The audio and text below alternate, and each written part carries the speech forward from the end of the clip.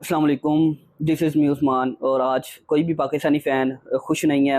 आपको पता है कि Ireland versus USA match called off हो गया और बहुत ही अनफॉर्चुनेट चीज़ है। सबसे पहले मैं तो आईसीसी के इस मैनेजमेंट की तरफ आऊँगा कि बहुत ही पुअर मैनेजमेंट रही है। आपको पता है कि यूएसए एक ऐसी टीम है जो पहली दफ़ा टूर्नामेंट में आई है, वो सिर्फ इस वजह से आई है कि होस्ट टीम थी और आपने उस टीम को होस्टिंग दे दी है जहाँ पे आपको पता है वेदर कंडीशंस जो हैं वो बिल्कुल भी सपोर्टिव नहीं है। और आपको पता है कि जब वेदर कंडीशंस खराब थी, 4 टीमें स्टक होकर रह गई। कल मैंने आपके साथ शेयर किया था कि फ्लड वाली सीन वहाँ पे बना हुआ था फ्लोरिडा में, और जितनी तेज़ बारिश हुई है और ग्राउंड को इन्होंने एक पूरा कवर ही नहीं किया हुआ। आउटफील्ड इतना गंदा था, मैंने कल भी शेयर की थी पिक्चर और आज भी मेरे सोशल मीडिया के ऊपर पेजेस के ऊपर भी मैंने शेयर किया और अब मैं आपके साथ यहाँ पे भी शेयर करता हूँ कि आउटफील्ड इतना गंदा था।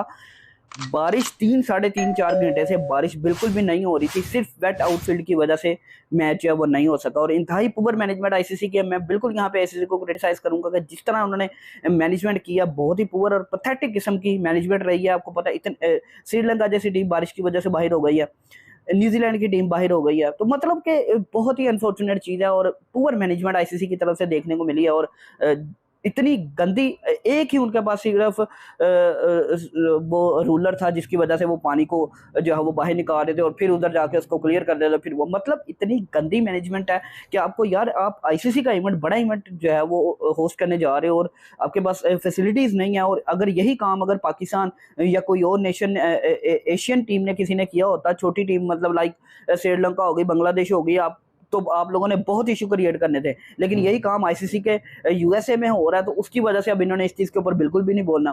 तो ये एक बड़ी पुअर मैनेजमेंट आईसीसी की तरफ से देखने को मिली है और बहुत ही वर्ल्ड कप का जो मजा है वो फीका रह गया। आपको पता है डेड पिचेस न्यूयॉर्क की, जहाँ पे 10-10 टीमें, 10-10 प्लेयर जो है वो आउट होते रह रहे हैं और बॉलिंग पिचेस हैं। T20 से सूटेबल पिचेस ही नहीं थी, बहुत ही अनफॉर्चुनेट चीज़ है। लेकिन दिल दुखा है पाकिस्तान की परफॉर्मेंस की वजह से। हमेशा हमेशा हम लोग इसी चीज़ के ऊपर रहे हैं, अगर ये टीम जीत जाए, अगर ये टीम जीत जाए तो फिर हम लोग का लगता है, मतलब कब तक हम लोग इस तरह इसी उम्मीद के साथ लगे रहेंगे सारा दिन। आज हमारे फैन ने जो है वो दुआएं की हैं कि बारिश ना हो, बारिश ना हो, बारिश ना हो, लेकिन बारिश रुकी है और मैनेजमेंट इतनी गंदी थी कि आउटफील्ड ही उनसे कवर नहीं हो पाया और बहुत ही बुरी आईसीसी की मैनेजमेंट रही है। और अब बात कर ले जाते हैं पाकिस्तान क्रिकेट टीम की, तो बिल्कुल सबका अकाउंटेबिलिटी होनी चाहिए। मैंने पहले कहा था कि यहाँ पे फॉरेन सिलेक्टर्स होने चाहिए, ना कि फॉरेन कोचेज होने चाहिए।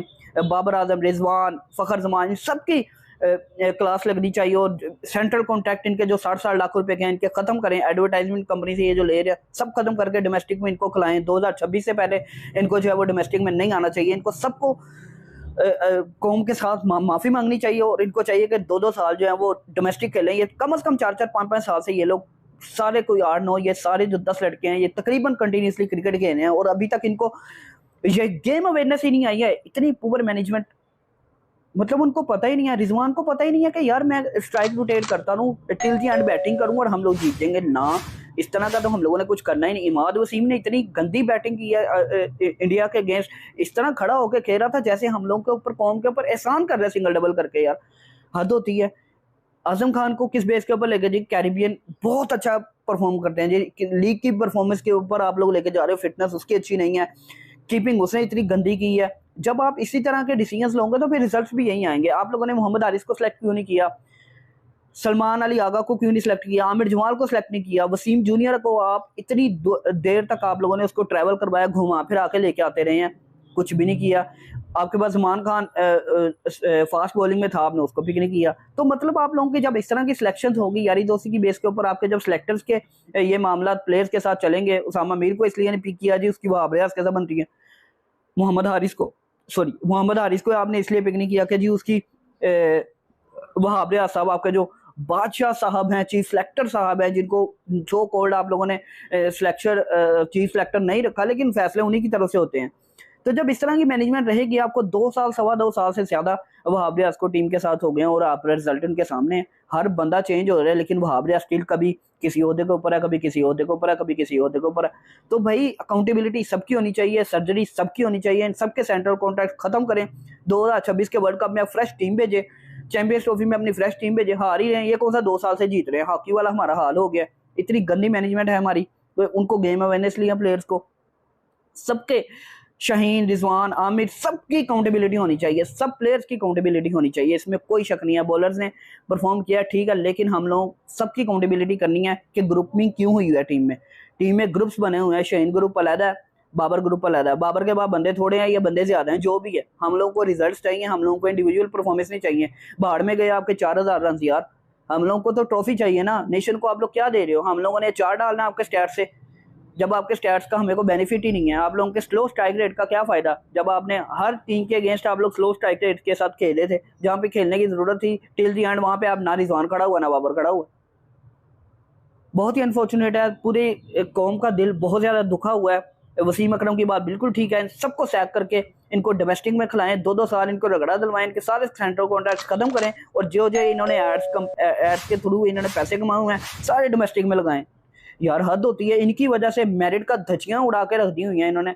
और आपके सामने है कि जो प्लेयर्स हमारे कलीम सना जो है वो कनाडा का जो कप्तान है, वो बाबर आजम के साथ अंडर 19 खेला हुआ, ठीक है। यहाँ पे स्ट्रक्चर ही नहीं है उस लेवल का कि आपके प्लेयर्स जो है वो कोई कनाडा जा रहा है, कोई अमेरिका जा रहा है, कोई कहीं पे जा रहा है, कोई जिम्बाब्वे जा रहा है, कोई साउथ अफ्रीका जा रहा है, मतलब हर जगह पे हमारे प्लेयर्स जा रहे हैं।